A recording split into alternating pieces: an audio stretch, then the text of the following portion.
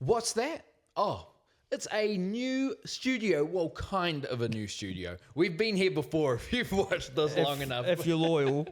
But no, welcome to the CouchSide Network. Yes, this is the CouchSide Network. It's the CouchSide Sports Report hosted by the CouchSide Network. Let me get that, what's it called? Order. Right, I had to make sure. Yeah. It's the CouchSide Sports Report hosted by the CouchSide Network. I'm Dylan. That's Simon. And we're here to do what we do, talk some shit, smack, and sport. And there's quite a bit going on. Why do you sound so corporate today, bro? I have no clue. Corporate is just what I sound like You today. weren't recording some stuff for work earlier and you got stuck out of it? No? I actually didn't have work. Well, I say I didn't have work. I answered emails at home. Oh, right. I didn't actually have work today, but there you go. But supposedly I sound corporate. But here we go. Lucky you. Here we go. No, that's a very good point. But Simon, how's your weekend, mate? Oh, I was a bit busy, but we'll get there in the end. I think it was busy for you as well. So Extremely we might busy. not be able to share our amazing opinion on everything as well as we'd like to, but We'll make it work, though. it is what it is, We'll isn't it? make it work. We will make it work. Yeah, man. But no, there is plenty of sport to talk about. But before we talk about the sport, go and follow us on TikTok and Instagram at couchside.network. Go and if you're watching this on YouTube, subscribe, like, comment. And then if you're on YouTube, go to Spotify and go and follow us there as well. And if you're on Spotify, follow us and then come to YouTube, like, comment, subscribe. You heard the man do it. You heard the man do it. And shall we get into it, mate? I think we should. Because every New Zealander, every person from Aotearoa is going to hate what I'm about to say. But it was quite a good weekend. Not perfect, but it was quite a good weekend to be from Auckland. Oh, it was a pretty good weekend to be from Auckland. We'll explain why it was Super Rugby Yes, sir. right now. Unfortunately, Dylan and I didn't watch as much of Super Rugby as we'd like to throughout the week. So we probably won't have much to say for a lot of these games. But we started off with the Chiefs hosting Moana Pacifica. Standard Chiefs win, 57-24. Yeah, against Moana, pretty standard. Showing the good stuff. I know Damian McKenzie came back from his initial break to start the season. From the birth of his first child. Birth of his first child. So congratulations to him and the family. Yeah, man. But the Chiefs will be happy with that. Obviously, they've been okay. Well, pretty good to start the season. They did drop that game to the Crusaders the week before. Last week, yep. Trying to get my weeks in order. But no, yeah, it was obviously the Chiefs will be happy with that. Missing a couple of players because David McKenzie's back in the team. But we move on, and what started off as a close game, because I think I watched like maybe 10 minutes of it. The Waratahs hosted the Hurricanes, and it was close in the first half, but the Hurricanes went out and won 59-19. The Waratahs playing real team. No. But no, the Waratahs are a decent team, but the Hurricanes, I think, are many people's bang-on favourites to win the whole thing. Did Jorgo also score twice again? Probably. I think he did. That dude, man, we're going to talk about it later on in the Super Rugby, but the Wallabies are underratedly creating quite the depth in their backline. It's a bit scary. But we will talk about that afterwards. The Highlanders at home, a great win for them over the Force, 39-31. They needed a win. They started off the season brilliantly. They did almost get the job done the next week against the Chiefs, and then unfortunately they were out of their depth the following week. I cannot remember who they played, but to get another win over the Force is good for them. Keeps the momentum up, keeps the energy up, and keeps the moods in good spirits for the Highlanders, as they'll still be thinking they've got a chance to make the 8. I think they still have a chance to make the 8, and wins like that. So do I, yeah. Wins like that at home against teams in that similar skill area are vital.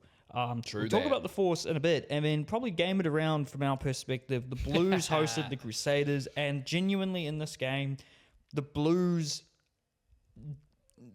I think were very much in control for most of it. The Crusaders just did not have it in them in that game, which is very unlike them. They just didn't have, Yeah, I expected to see. I mean, I didn't watch this game. I was watching this on stats. When I pulled the stats up, it was 19-3, and I was like, "What is going on?" It just didn't click for them. Just like, I don't want to say nothing went their way, because that implies that refereeing didn't go their way. But it's just on the field. It was 19-13 at halftime. It just didn't click for them. I sent you something in particular. I forgot what I said, but the Blues were just able to make those big plays you'd expect from the Crusaders.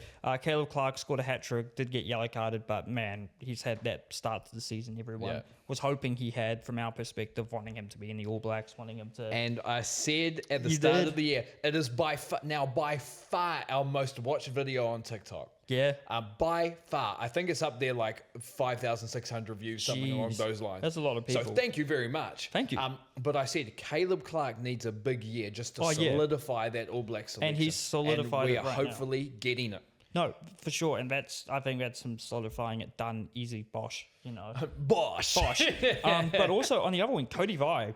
First start, took like a duck to water, was very good in some areas. Scored a great try from a bounce in the corner, managed to get it down. Who made that cross kick? Was it Bowden Barrett? It was Bowden Barrett, who was the Blues man of the match. He was supposed to come off the bench. I'm not sure what happened because I couldn't see any record of it. Injured?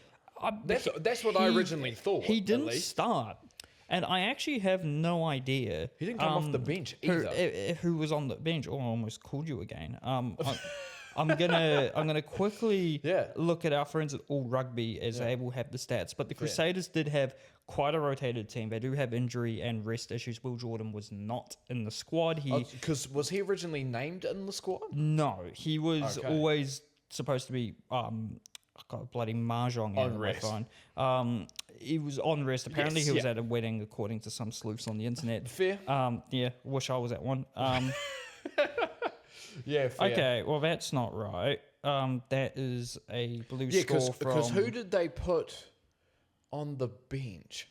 I accidentally clicked on the Crusaders game from last year, and I was very confused because on the bench was Harry Plummer. I'm like, that different. Yeah, no, although he's playing great in France right now. Yeah, it looks like we just had Cade Banks on the bench. That's right, we put Cade Banks there. So, but Bowden, man, he shut up everyone.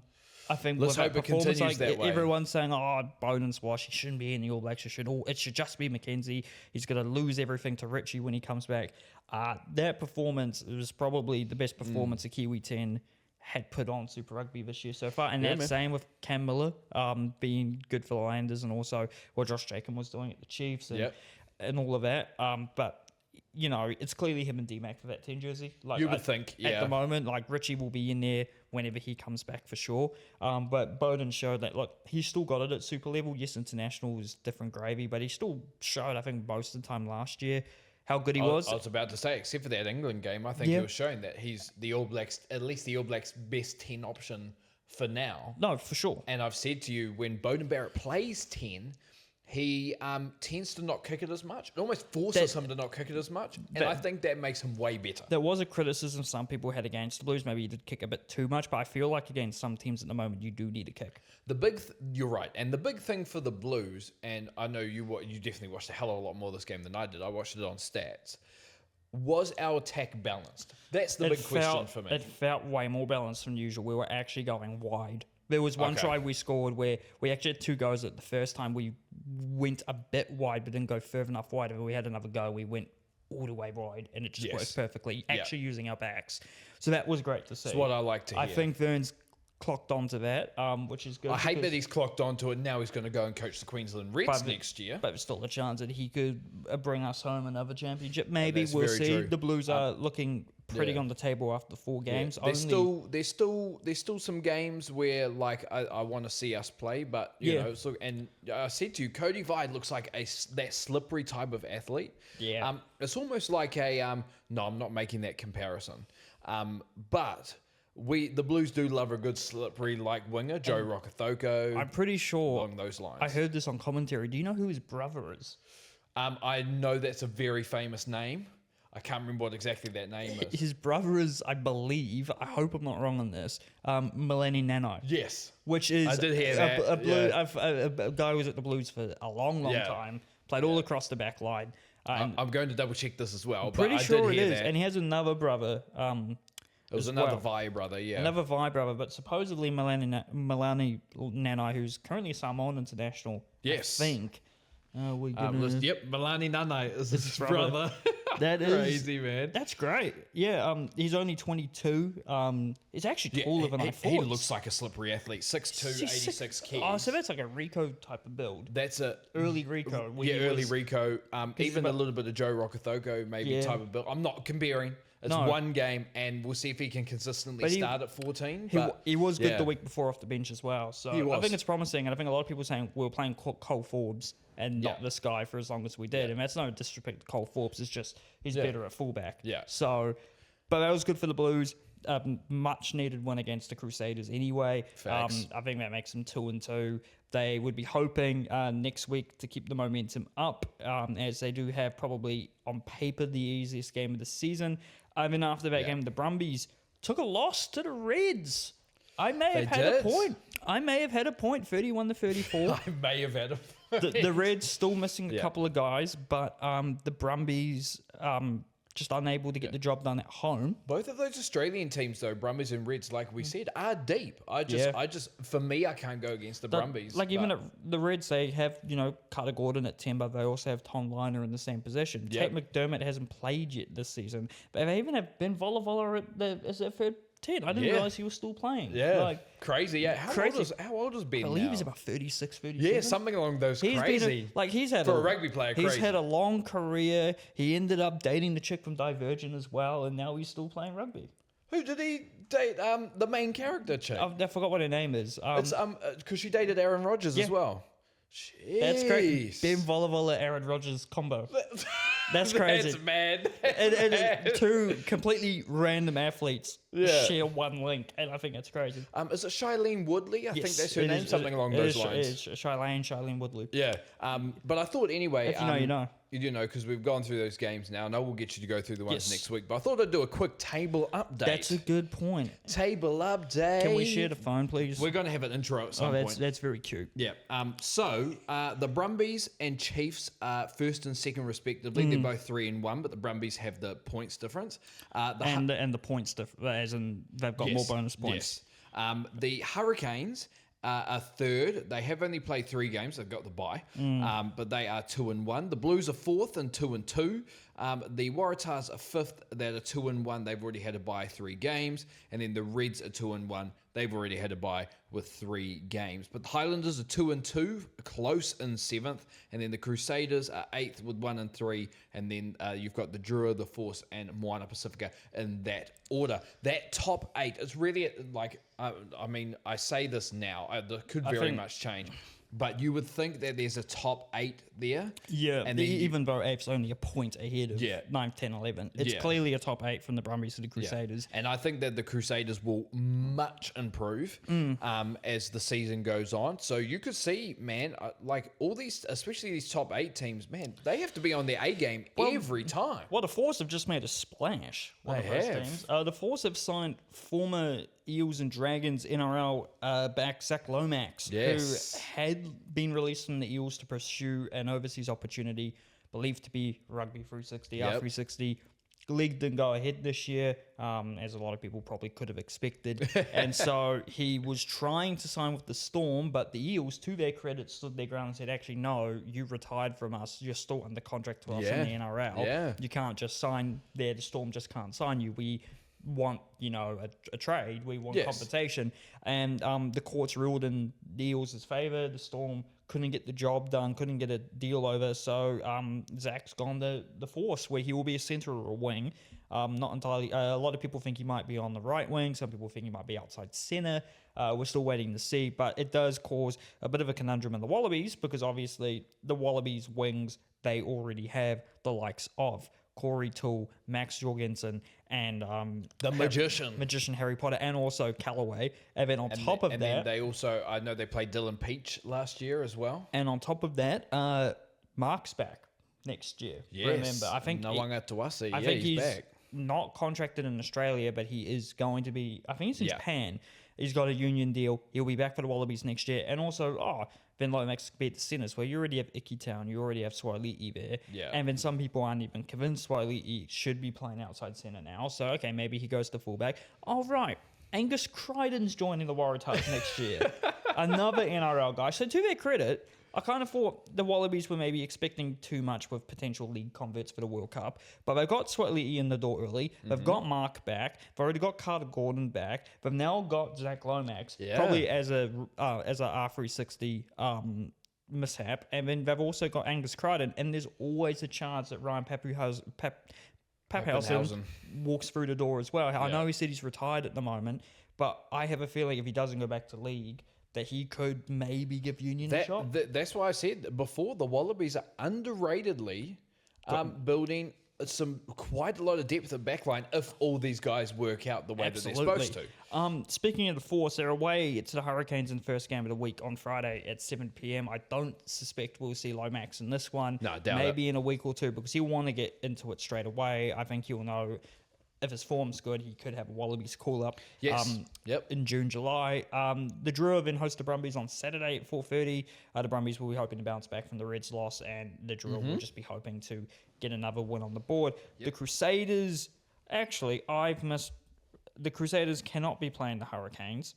And also the Hurricane. Let's double check. Simon's done an opposite. The Hurricanes are not playing twice on the same weekend. No, you're all good. The Crusaders are playing the Highlanders, the other H team. Again, already.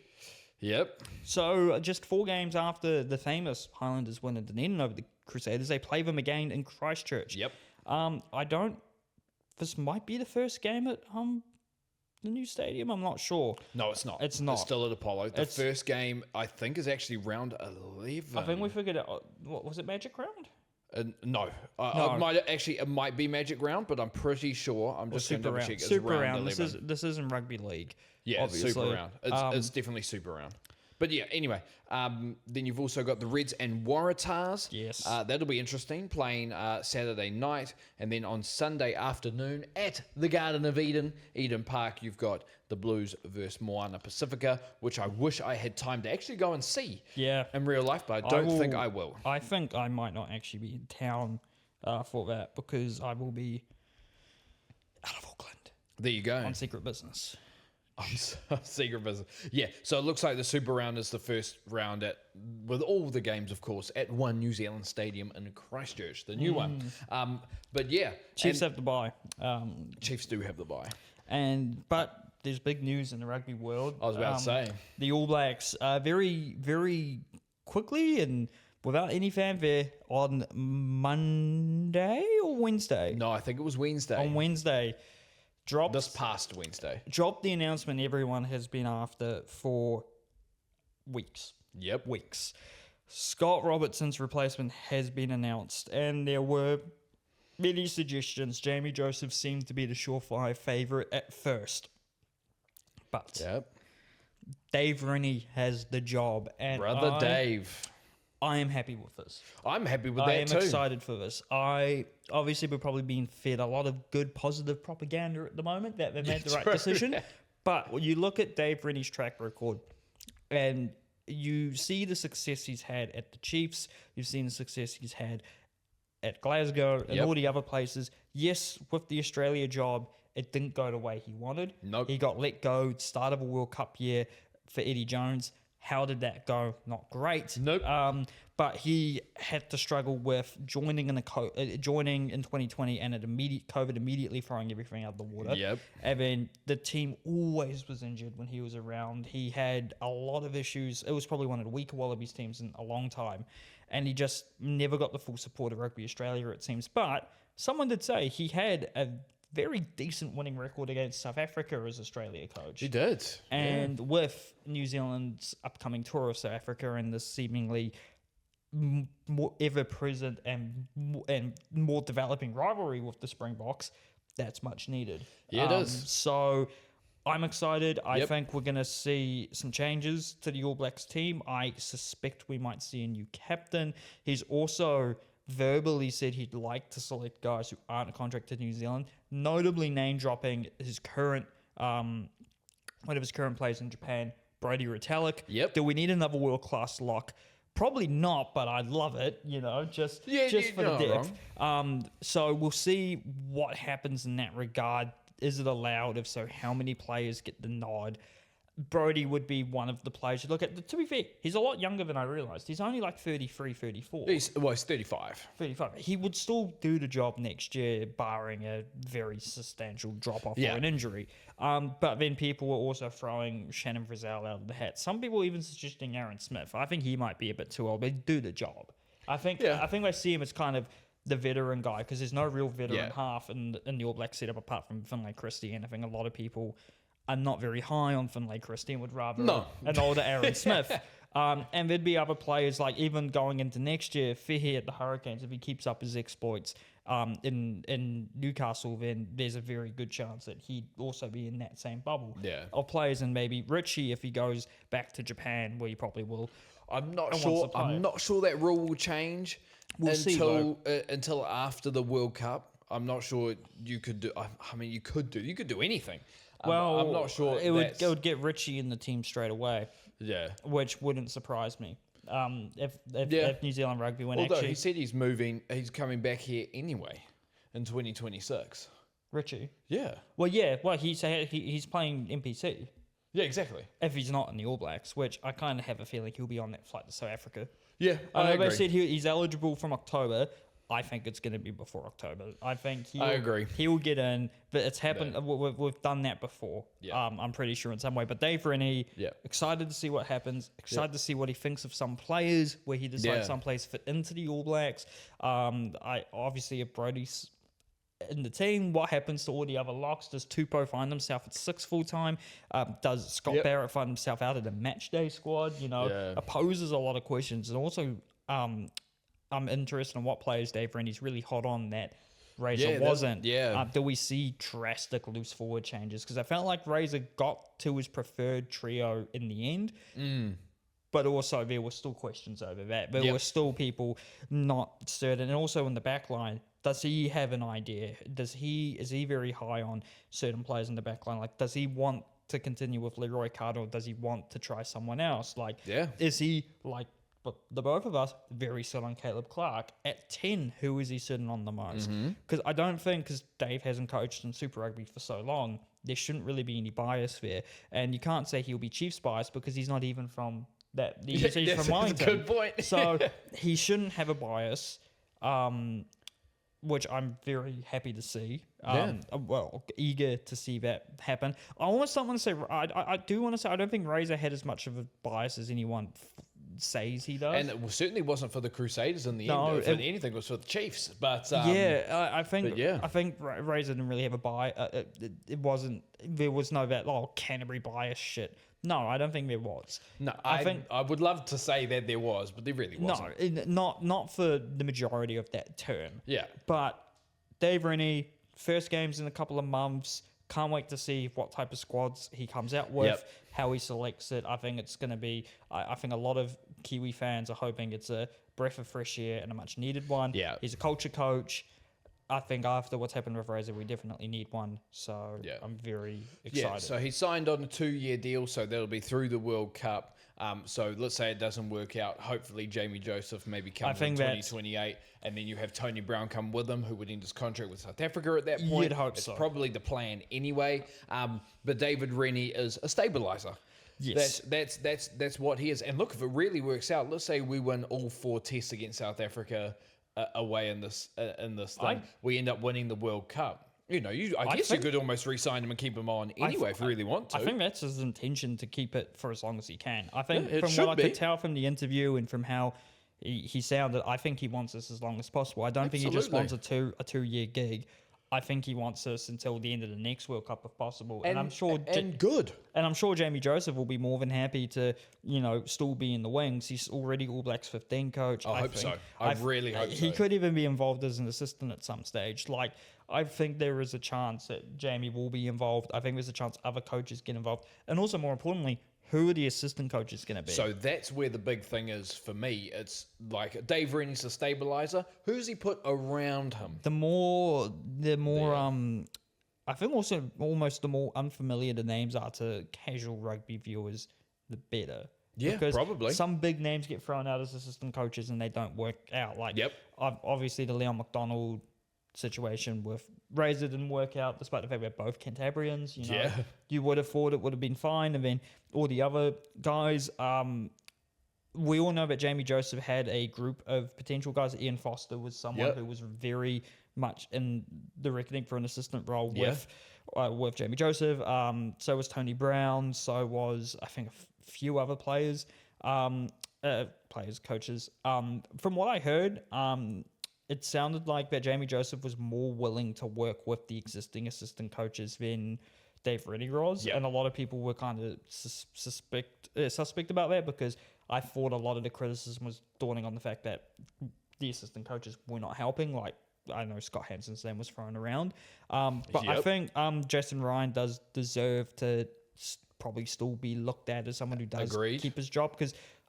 From memory, he actually joined the year before the World Cup and he did. Was involved in that World Cup and really turned around the All Blacks. Him and Joe Schmidt, you could. I mean, yes, Ian Foster had a part in that. Yes, but no, when Joe Schmidt and Jason Ryan came on, that changed some shit around. That's when the gears started clicking a bit because we were a bit slow off the blocks at the start of the last World Cup cycle, not as behind though as we appeared to be in this one. Yes, but.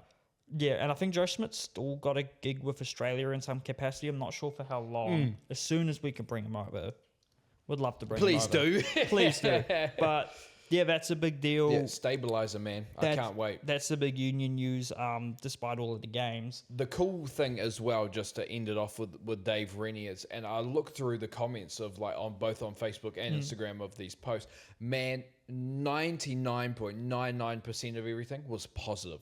Yeah, awesome from the rugby community here. Genuinely, awesome. Everything was positive. I didn't even know if it was that positive when Razor initially got the job. No, it wasn't. So, because I think Razor was just very decisive. Maybe because he was too successful at Super, and I think also he'd I think he had been hyping himself up a little bit. I think he had been talking about it, and obviously in his position you would, but yep. And Dave Rennie has the most important attribute to an All Blacks coach. Do you know what that is? Oh, what is it? He looks angry all the time. I did notice. I didn't think it was angry.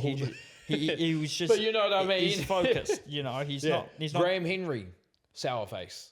Steve Hansen, sour face. Razor, too busy dancing on the field. Dave Rennie, sour face. Yeah. I mean, man, who else? Oh, you could go even further back. Laurie Maines, sour face. Fuck yeah. Brian Lahore, sour face. Brian Lahore's the same guy who got called up for the All Blacks after he retired, and the only way he told his wife is he wrote a note and put it on the fridge saying "gone to play rugby, back in 4 days." I'm pretty sure. I think Bro, that's it was what a different time back then, man. It's a different time. It was an amateur game, Yeah. But no way, Gabrielle's letting me do that. No, I'll tell you put that, on the man. door, gone fishing, back in 2 weeks. Yeah. What? But no, I think it was a good Super Rugby round, man. But like I said, that top 8, they really need to be on their game every single game, and I think that makes a better rugby for us to watch. It was just like that last year, and I think it's going to be just like that this year, and I cannot wait. As we Let's move rock and over roll. to the NRL, who finished their first round, and these score lines were all over the place. Bro, honestly. I have mistyped one of these scores, but I can remember. The Storm are still good. They beat the Eagles 52-4 on Thursday Night Rugby. Then the Warriors, I did watch this game. The Warriors did not let their foot off the gas. They had calls go their way, but even with that, they get a massive win over the Roosters, 42-18. A Roosters with add to that great Auckland day, baby. A great Auckland week. Dale Cherry Evans and James Tedesco on that Roosters side unable. The Warriors were just flying. Tanner Boyd looked great with Harris Tavita in the halves. Chans had a good game. Adam Pompey had a good game. Even, Roger and Dallin on the wings looked good. And then obviously in the Lucies, everyone played their part. Still no Luke Metcalf, still no Mitch Barnett. Yep. But the Warriors, even though the Roosters have a lot of calls go against them, but they were not helping themselves, they had a very good looking attack, but they just could not finish it. They've got some very amazing pieces in that team. And if this game had been 42-41, then maybe you have the argument about the refs, but it was 42-18. Yeah, you can only argue so much about the referees when you've lost by almost 30. Come on, the Wars. It's a great start for the Warriors, and they'll be hoping next week to keep that momentum. The Panthers put the sword to the reigning champions, or premiers, the Broncos, 26-0 in Brisbane. The Sharks... I told you, bro. I told you. The Panthers losing, mate, last year. It's just going to make them better. Exactly. Now they're motivated to do something. Man. The Sharks beat the Titans 50-10. Having looked like they'd originally lose us, the Raiders get a narrow win away at Manly 28-29. Yep. The Dolphins lose to the Rabbitohs 30-40. And the Tigers had the bye. Is it the classic Dolphins can't play defense, mate. Yeah, I think that might still be an issue. But this week, some intriguing games. The Broncos play the Eels. Poor Eels. Storm and Broncos back-to-back Thursdays. Rough. The Warriors host the Raiders, who only narrowly beat Manly, so they'll be hoping to go back-to-back. The Roosters play the Rabbitohs in a nice Sydney derby at 10 p.m. on Friday. The Tigers play their first game of the season, hosting the Cowboys on Saturday, followed by Dragons versus Storm. Yep. Panthers then host the Sharks in what should be a pretty good game of rugby, or league, I should say, 9:30 on Saturday night. Then you have the Seagulls playing the Knights and the Dragons playing the Titans. Now, I'm not sure Sorry? What? Dragons, Titans? That's not right. Should we go back to the Tribe? Tribe sponsor us at some point, please. I think you've added something here. No, I haven't. You haven't? Nope, I absolutely have not. The Dragons play the Storm. The Dolphins play the Titans. Okay. You got the D's mixed up. The Dolphins play the Storm, and then the Dragons play the... No, the Dragons play the Storm, and the Dolphins play the Titans. Okay. You got the D's mixed up, Cool. mate. A nice little South Queensland derby for you, the Bulldogs with the bye. And I'm going to take a second here because there was something interesting that was getting discussed with Warriors fans at work, and I want to get your opinion on it. We can have a discussion about it. Oh, boy. The first 3 games last year that Tanner Boyd played, he was all right. Yeah. But those last games, he was pretty good. He came into his own as the season went on. To the point where there is a Warriors fan at work who said that if Luke Metcalf comes back, he still wants Tanner Boyd there starting. Thoughts? Luke has to be starting. Agreed. He showed how good he was last year when he was fit. Yeah. I've seen many people suggest that Luke moves to 6 and Tanner stays at 7, which I'm not against seeing. I think it might work. Yeah, I think a lot of people I was just about to ask that. What if they went to 6-7? I think- 6-7. They went 6-7. Jesus. It's only funny when I do it. Whatever. Shut up. But I'd like to see that given a shot. If it doesn't work, then chuck Harris Tavita back or Tamati when he's back from his leg injury. But Yes, true. yeah, Metcalf has to be there. Tanner, they can fit the two of them, I think. Tanner Boyd, I think, is a better kicker. And I think that's if we have him at 7 and Luke at 6, it could work really well if it clicks right. Yeah, true. I'm intriguing to I would only worry a little bit defensively. We'll see what happens. Just a little bit, but but the Harris Tavita is quite a big 6. Like they've talked about putting him at hooker, which is not taking away. I mean, he's Egan a great utility player to have on the bench because he can cover the back line and can cover hooker. So.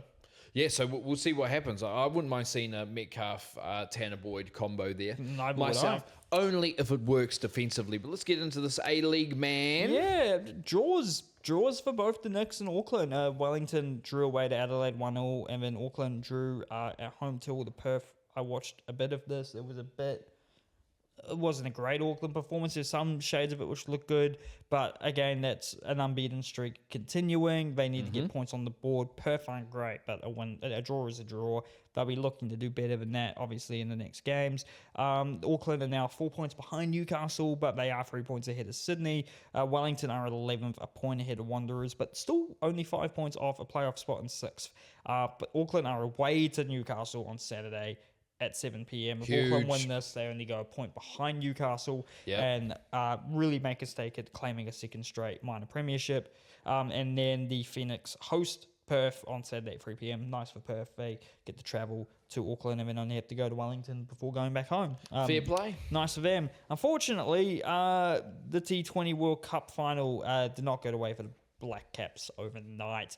India put up a huge 255 and the Black Caps couldn't get there, losing by 96 runs. And you've written this there, and I did see this. Yes. South African Dale Steyn has now tried to say, and he said this before the game, if the Black Caps lose, then they should be given the chokers label from South Africa. And to that, I say no. Get to a final, Kels. South Africa are by far the biggest chokers in cricket because every time New Zealand gets to a final, they are never... Bro, we love a South African quarterfinal, semi-final. But whenever the Black Caps get to a final, and I'm not even the biggest cricket fan, and I can tell you this is a crock of bullshit without being biased, the Black Caps are never favourites. No matter every final they get to. 2015 weren't really expected to make the final. 2019, not expected to make the final. The first World Test Championship, not expected to make the final. The T20 World Cup final when we lost to Aussie, not really expected to make the final. We're always good. And we're always maybe got a chance, but we're never one of the top contenders. And also keep in mind, this is a final against India in India after India almost lost to the USA in the first game of the tournament. Things would have happened. I'm not saying what, but things would have happened. So, no, South Africa are very hyped at the moment. They've been very hyped at a lot of World Cups and have never won. They've never gotten into a final, I believe. So, yeah, did they win the Test World Cup final, actually? Or was that India? No, I thought that was India as well. When I saw that, I was like, Dale Steyn, what are you doing, South Africa, I think, have more expectations put on them. I think the New Zealand, and even the New Zealand fans are like, we don't really have any expectations. I think we just want to be okay. So the South African national cricket team, if this loads, it should have. South Africa are current Test champions. I'll give them that. Fair. But we won that before you. So shush. They have been 5 times semi-finalists at the ODI World Cup, and they are runners-up at the T20 World Cup. So they have made a couple of finals, but they've also never won one. But we have, apart from the Test Championship. No, I don't. I think South Africa's choking label is mostly because it cannot make an ODI final, and also seems to be doing really, really well in the tournament, because we weren't even consistently that good in this tournament. We lost 2 games before this. I think South Africa aced their group. And they beat us. Yeah, they beat us. They've aced everything. And then in the game where it mattered the most. But you guys have the rugby over us at the moment, so we obviously... but also, can we just say as well, maybe we should start using this for rugby. I don't plan on using it. What? New Zealand, how many population? Oh, yeah, 5 mil. How many in South Africa, do you know? About 50. 65. Yeah. If you ain't beating a 5 million, like even in rugby, to be honest, but rugby's a little bit different. The best way to look at New Zealand's sporting escapades is whenever we're at the Olympics, and you look at every team who finishes with more golds than New Zealand, it's always a team with a higher population. Always. Except from the Winter Games, maybe, but at the Summer Games, it's always teams with far bigger populations than us.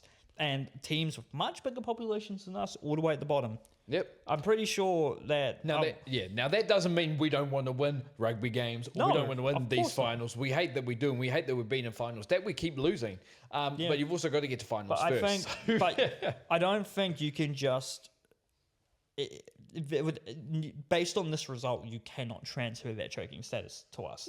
No, because it was a miracle we got there, and we had to play India in India. Okay, we're not favourites for that game. And India was in the billions. Yeah, let's go there. India's 2 billion and obsessed with cricket. Cricket's probably not even one of the biggest.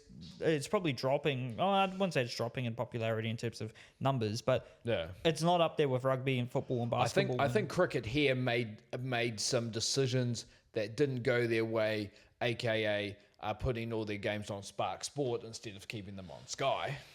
At first, that may have been an issue, but then it went free on TVNZ, and I think that has helped. I think that's a very good decision there. But no, shout out to New Zealand, man. Shout out to the Black Caps for getting to that final, despite getting their way into the Super 8 and then getting their way just into the semis and then getting South Africa, because any win over the Saffers is great. Yep. But something I would say the same about us. So this is very true. Imagine if we started doing that in the rugby. We'll see what happens.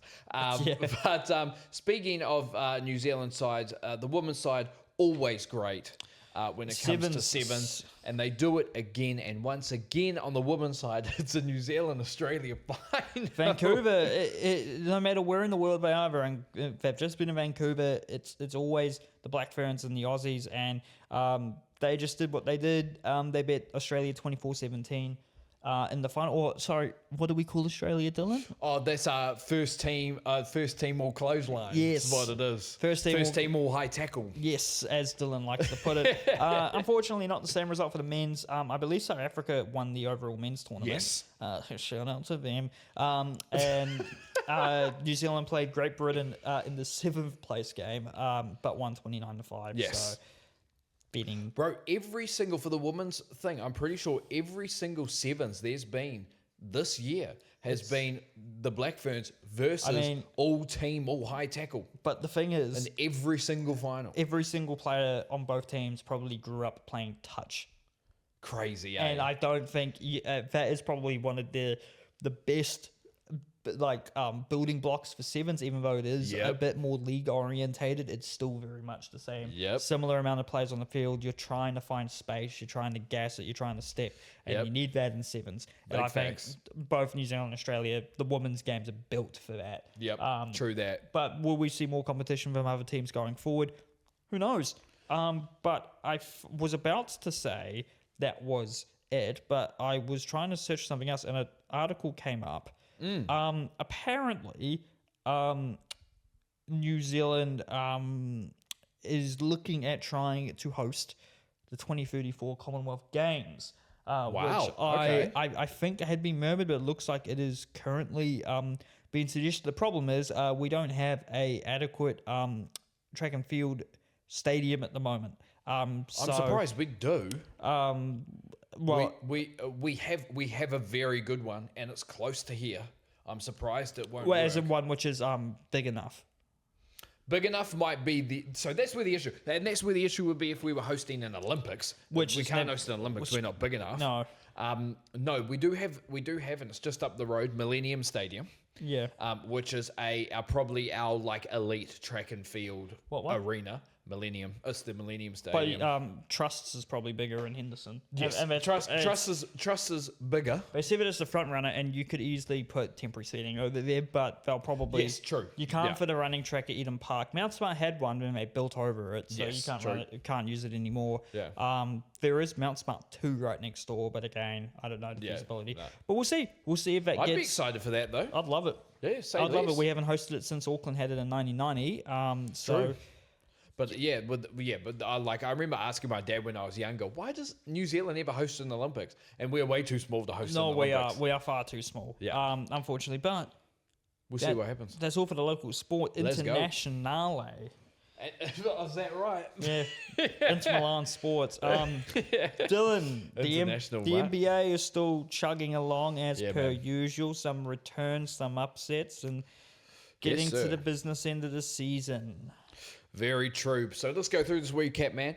In terms of big games this week, there were a lot of upsets, or more upsets than I thought there would be this past week. The Nets beat the Pistons 107 to 105. Crazy. Don't ask me how that happened.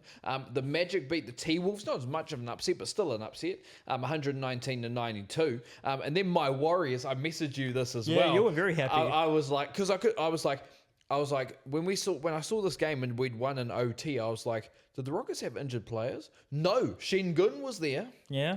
Kevin Durant was certainly there. Jeez. They had a fully healthy team outside of Fred VanVleet being out for the year.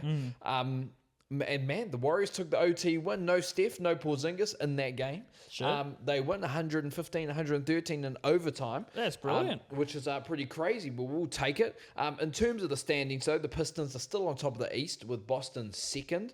And then in the West, OKC are still on top of the West against the ahead of schedule Spurs, still in second. Then your Raptors are still fifth in the East, and my Warriors are holding on to eighth in the West. And it's crazy to say that Boston is second with Jason Tatum being out for most of the season, but he made his long-awaited return from his Achilles injury. Don't ask me how that happened. Yeah, that's fast. That is just the pure and dominable human spirit. Facts. Coming out. It's less than 10 months, if I'm not mistaken. That's crazy recovery for an Achilles. Hopefully he doesn't fuck it up again, but he could. That's a very good point. If he blends in with the Celtics very quickly and gets back to form, they're going to be a problem in the East. They're going to be a problem for Detroit if they have to face. They're going to be a problem for every other team in the East. Yeah. I'm not going to lie. If Jason Tatum can find form, I'd be taking the Celtics in the conference finals against the Pistons. I'm not going to lie. And I love the Pistons. But another team in the East is building something. And the reason I put this here is because I keep hearing about it. Yeah. But them Charlotte Hornets. Yeah, man, they are 10th. Now let's put this into perspective. They are 10th, but they just went on a massive winning streak. They're going on to another winning streak as well. Con Knippel's been playing fantastic. He's probably the runner-up to Rookie of the Year behind his Duke teammate Cooper Flagg. But you know, they've got quality guys Is there. he playing at the 2 for them? No, he'd be playing at the 3. Right. I Because I believe. know It depends. Because they've got Brandon Miller there, who was the second pick in 2023, 23? who's been playing great as well. Yeah. LaMelo Ball's doing LaMelo They've Ball also things got, and not injured, which is a good thing. They've got a couple of other players. I've never got Musa Diabate, who Who's been playing great at was centre for them. drafted very low and has been traded to Hornets and just has gone up a level. Yeah. Other players, Miles Bridges. that's who I was thinking of. Yeah, we're gonna leave him at that. Yeah.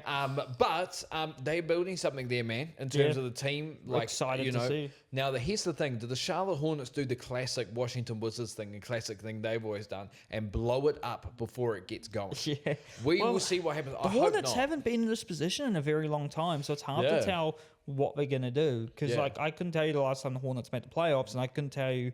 Well, all I know is that Kimber would have been on that team. Yeah, they were who was around them? Yeah, they were somewhat a fringe playoff team during the Warriors dynasty years, 2015 to 2019, and then blew it up again. But yeah, man, I underratedly think they're building something. I think they could be further up the table next year. Yeah, exactly. We'll just have to wait and see, eh? We shall. I mean, let me before we move on, let me double check the NBA standings. I know they're 10th. They're 32-32 at the moment. I just want to see how close that. Nice and even, just like the Atlanta Hawks. Bro, the Atlanta Hawks crazy. But I'm just going to look at this East. It is close. Funnily enough, Atlanta's just ahead of them in 33-31. Charlotte's 32-33. My bad. Now. And then Philadelphia's 8th, 34-29, and then Miami's 36-29. So they're 4 games off of that 7th seed. That could easily change. Yeah, easily change. But also, Jared McCain still doing business for the Thunder after that trade from the Sixers. Crazy, eh? Salo trade doesn't really go well. They could, I'm not saying that they should not have traded him, but they could have got a lot more than what they did. I still do think that Maxey and Edge can work out in the long term. It's what they can put around That's them. That's what you hope so. Yeah, Jared McCain going to OKC is quite mad. It's quite crazy considering how talented he is. But there you go. But let's move on to some Prem League, mate. Yeah, so, and some FA Cup. Yeah, well, it was a midweek round in the Premier League last week, and there were some results. Leeds lost at home to Sunderland 1-0 to harm their survival chances, while Wolves upset Liverpool 2-1 at home. Arsenal getting a vital win against Brighton 1-0 as Man City drew a Forest 2 at home. Can we just pause here for a second? Reese, friend of the podcast, friend from work. I saw him watching this game. Oh no! It was the most as a Leicester fan who is now in the Championship relegation zone.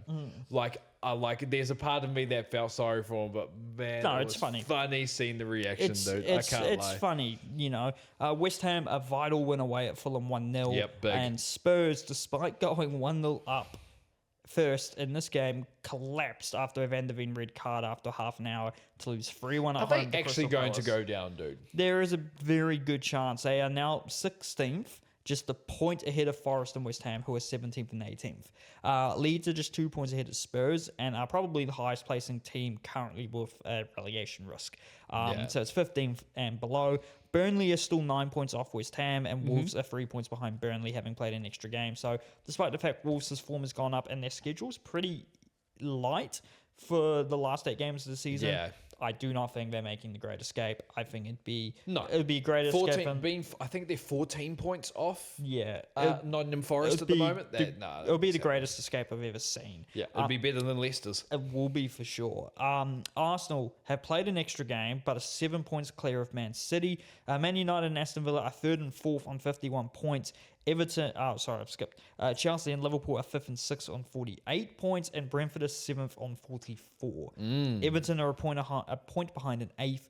Bournemouth, Fulham, and Sunderland are all 3 points behind, and in 12th is Newcastle on 39 points. Palace and Brighton not far behind. Games of note this match week, Arsenal versus Everton will be the title race for Arsenal and also a European race for Everton. West Ham versus Man City, West Ham wanting to fight as much as they can against relegation and Man City wanting to inch closer to Arsenal in the title race. Crystal Palace versus Leeds, a relegation game for Leeds. They need to win this. Man United, Aston Villa is the battle for third. Both teams are level on points. Forest versus Fulham is a relegation game for Forest, and then Liverpool-Tottenham is Liverpool want top 4. Tottenham don't want to get relegated. So Yes, sir. that is it. But the FA Cup happened on the weekend. Liverpool, Arsenal, Chelsea, and Man City. Thank you for putting this in, by the way. Defeated Wolves, Mansfield Town, Wrexham, and Newcastle respectively to qualify for the FA Cup quarterfinals. Southampton and Leeds also qualified, and New Zealand's own Ben Waine. Thank you for mentioning this. Ben Waine scored for Port Vale in a shock upset 1-0 win over Sunderland, who are in the Premier League. Port Vale, I believe, are in League One. Yes, they are the bottom team in League One. That is nuts. Ben Waine's been on. He's actually been. He's been on a flamer, man. He's been getting some game time and actually putting the goal in the back of the net, which is great heading into a World Cup where Chris Wood may not be at 100% match fitness. True. West Ham host Brentford. The Davis comes out at 8:30 in the last one. And then Champions League round of 16 starts this Wednesday. Galatasaray versus Liverpool, Newcastle versus Barcelona, Atletico Madrid versus Spurs, and Atalanta versus Bayern on Wednesday. Then you got Leverkusen Arsenal, PSG Chelsea, Bodo Glimt Sporting, and Real Madrid versus Man City on Thursday. Come on, my boys, Leverkusen, pull off the upset. And Bodo Glimt, I want to see you go through. Oh, they're winning Should it all. we do some predictions?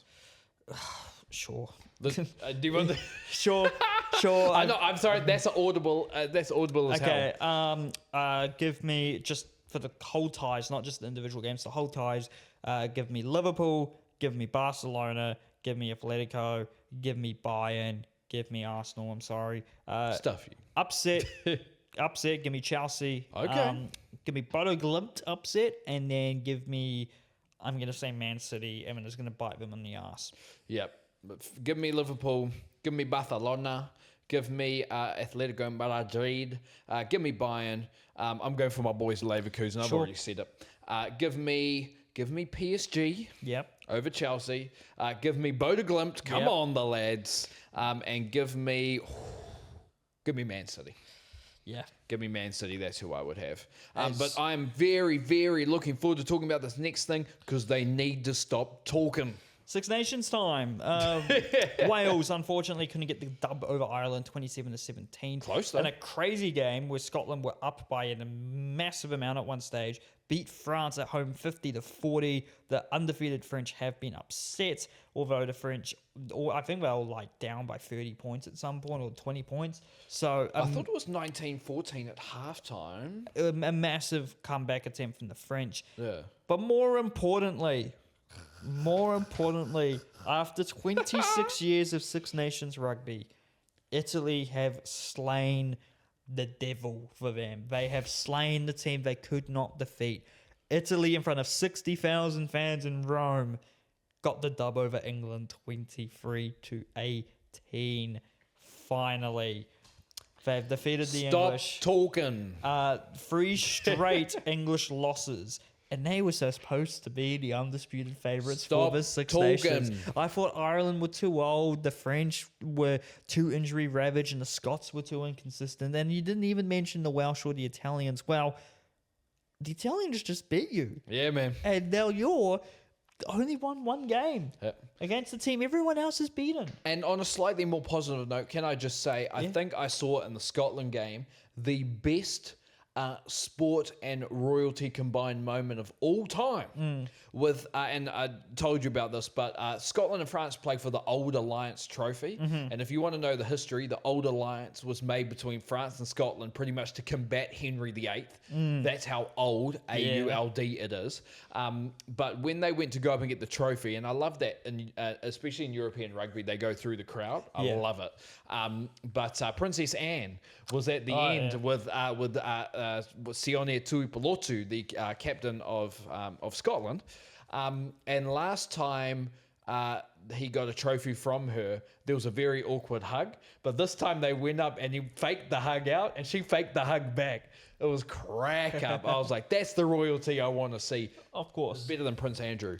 Someone has to say, hey, we've got the visitor. Guest appearance. Come on. We've got the cat. Hey, mate, you're going to have to get used to me. Yeah, there we go. So There's a cat. You can't see him on screen. Our girlfriend and I's cat Loki has joined us. If you're an OG viewer and you know we've been here for one of them, you'll know Loki as well. He's very tame. Yeah, I'll bring him up if he comes along, but we'll leave him there. He's just confused. But, you can see the marking. You can just see the black corner. It's not the camera going dead. It's a cat. True. This is a very good point. But the Six Nations only has one round left. So it makes this weekend very, very interesting. Bloody hell. This Sunday in particular, where we have Ireland versus Scotland at 3:10, Wales versus Italy at 5:40, and France versus England at 9:10. The table currently, France and Scotland tied on points at 16, but France are ahead on points difference by quite a lot. They've got a points difference of 79. Quite a bit. Scotland at 21. Ireland are on 14 points with a 16-point difference. Italy in 9th, England a 5th and with 6 points, and Wales bottom on 1 point. Unless Scotland really put the sword to Ireland, a France win should guarantee a French nation's victory. Yeah. If the French don't win and the Scots do, then Scotland will win their first ever Six Nations title, as they last won in 1999 when it was the Five Nations. The French would also miss out if they only win without a bonus point and the Scots win with one. So bonus point watch will very much be in watch. So if one of the teams wins with a bonus point, the other team doesn't, then they win. Yeah. Although regardless of points difference. I feel like Ireland's too quality a side to let that happen. But at the same time, I think Scotland can beat Ireland. Ireland can win the whole thing, but they need to beat Scotland, and France need to lose to England. But despite everyone loving the English struggle and eating their own words, it's expected a lot of people will be hoping they can beat France so Scotland can win. Yeah. And the only reason we enjoy the English struggles because they keep talking. Yeah, they're the biggest talkers in the game. Yeah, even bigger talkers than the South Africans, which is crazy because they talk a shit ton. Yeah, but the South Africans are going to back it up. Yeah, do you know they've backed it up the last 2 World Cups, and we're not questioning those. Big like facts. You question ours. Big facts. And Formula One is back for 2026. Yes, first race of the season in Australia, and with a lot of new regulations, the cars acting differently, no DRS. So very interesting. And our camera has just gone black, ladies and gentlemen. I wonder why. I'm not entirely sure why. The cat's done nothing wrong here. It's gone the same color as the cat. Yeah, that's a good one. The Elgato Camlink has just decided to shit the bed. If we do that. Okay, I think we may have a camera issue itself. The camera is not on. Oh. Maybe. Well, let's keep talking with a black screen around while the cat goes to have food. Is the charge not charged? Well, it should Oh, there we go. We're back. We're back. Hey, we're back. Is it overheating? I don't know what's going on there, but maybe she's a bit hot. I don't know, but it looks odd. Yeah, there's like a temperature thing, I think. Oh, I don't know. There we go. But we're not going to be on this for long. And look, if it goes too shit, then it is what it is. Well, anyway, let's get through this F1, and then if you're too worried about it, we can leave the segment. No, we should be fine. Yeah. F1 very quickly. Max crashed in Q1. Crazy start. Started at the back with Sainz and Stroll. The 2 Cadillacs were at the bottom of the actual set times in Q1. Alonso just ahead of him. They all missed out on Q2, where no real massive names went out. But Bortoletto stuck in the Q3 in 10th, and wouldn't set a time in Q3, so would start in 10th. Yeah. Lawson and Lindblad, 8th and 9th respectively in Q3. Great for Liam. Yep. Norris 6th, Piastri 5th, Leclerc 4th, Hadjar 3rd, Antonelli 2nd, and Russell 1st. Yes. But unfortunately, in the race itself, in the warm-up lap before the grid walk, so like half an hour before the race even begun, Oscar Piastri crashed and unfortunately ruled himself out for the entire race at home. Doesn't have good luck at home. After a bad start, the Mercedes regathered and finished 1st and 2nd, with Georgia getting the win. Leclerc moved up to 3rd as Hadjar unfortunately had an engine issue, which saw him DNF. Lindblad held on for 7th, as unfortunately Liam had a mechanical issue at the start, engine issue at the start, battery issue installed, the tumble back, and only ended up finishing in 13th, but did get ahead of most of the back markers, thankfully. This Sunday is the Chinese Grand Prix in Shanghai. Sprint quali is on Friday at 8:30 p.m. The sprint race on Saturday at 4 p.m. qualifying on Saturday at 8 p.m. and the race itself on Sunday at 8 p.m. And we're going to quickly start the segment. If the camera decides it's overheating again, then we might call it short. But my new favorite international tournament of all time is on. The World Baseball Classic is being held currently for the first time since 2023 in Houston, Miami, San Juan, and Tokyo, with 20 teams essentially vying to become baseball's world champion. The final is next week on Wednesday. Games are all on ESPN. If you've got Disney Plus, you can watch all of them. It's been very helpful for this. With the group stages still ongoing, there are 4 groups of 5, with 2 going to the quarterfinals. I've written some recaps for all of these. One of these big paragraphs is just the amount of talent the US have brought, but I will get to that later. Puerto Rico host Pool A, and they've won their first 2 games, 5-0 against Colombia, and a 10th inning. And I saw a highlight of this. These guys went crazy. A 3-4 win over Panama.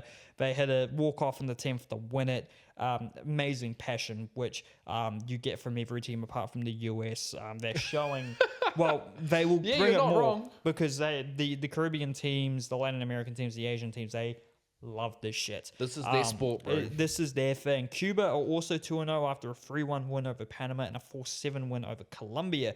Canada have won their only game, 2-8 over Colombia as well. Canada faced Panama before facing both Puerto Rico and Cuba on back-to-back days later this week. Cuba and Puerto Rico probably the favourites to get out of this group, play each other on the day this podcast comes out, and which will probably be a decider for the group. Puerto Rico's team has multiple major league ballers, but Cuba's doesn't, as they typically don't select guys who have defected away from Cuba to play overseas. There are a couple guys in the minors, but I think these are guys who have been like legally posted to MLB, and also guys who play in Japan.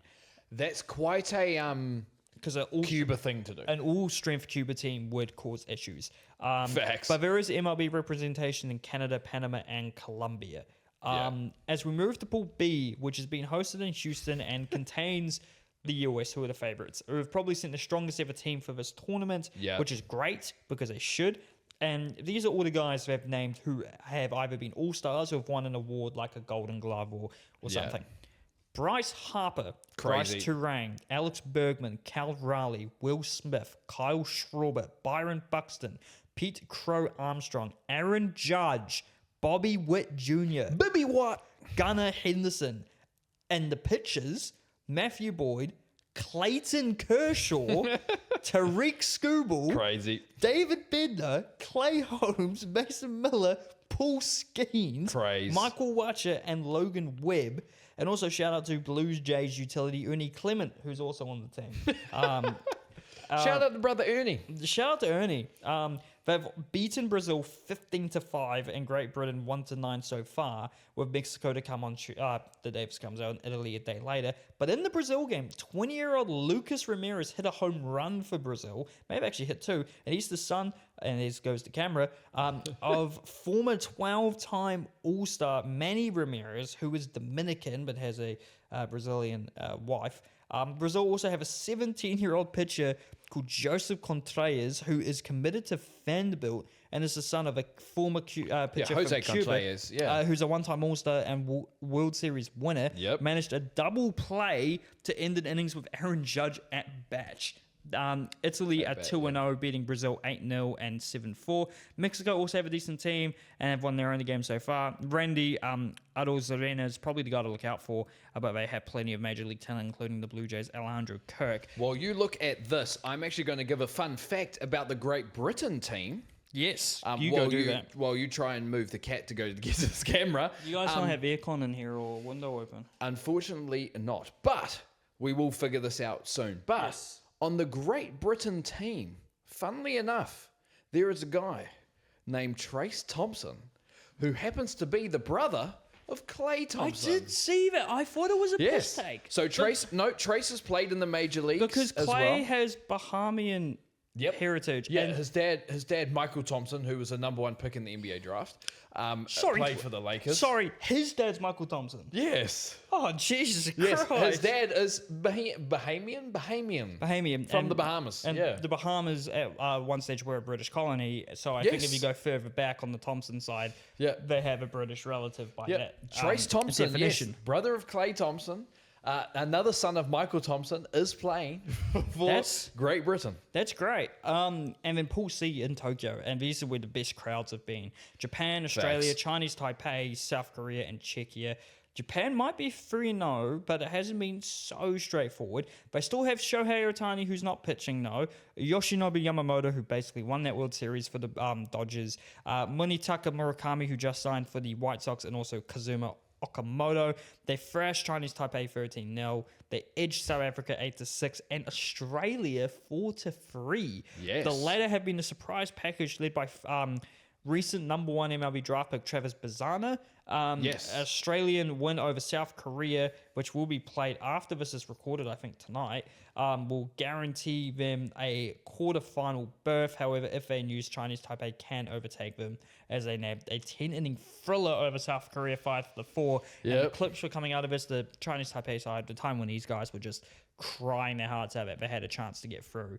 Crazy, So, awesome passion. And then they left Pool D for Miami and 2 of the most Miami-coded teams of all time, the Dominican Republic and Venezuela, joined by the Netherlands, Nicaragua, and Israel. The DR and Venezuela are the 2 clear favorites from this group. Both teams full of MLB talent. The DR in particular have Vladimir Guerrero Jr., Manny Machado, Julio Rodriguez, Juan Soto, and Fernando Tatis Jr.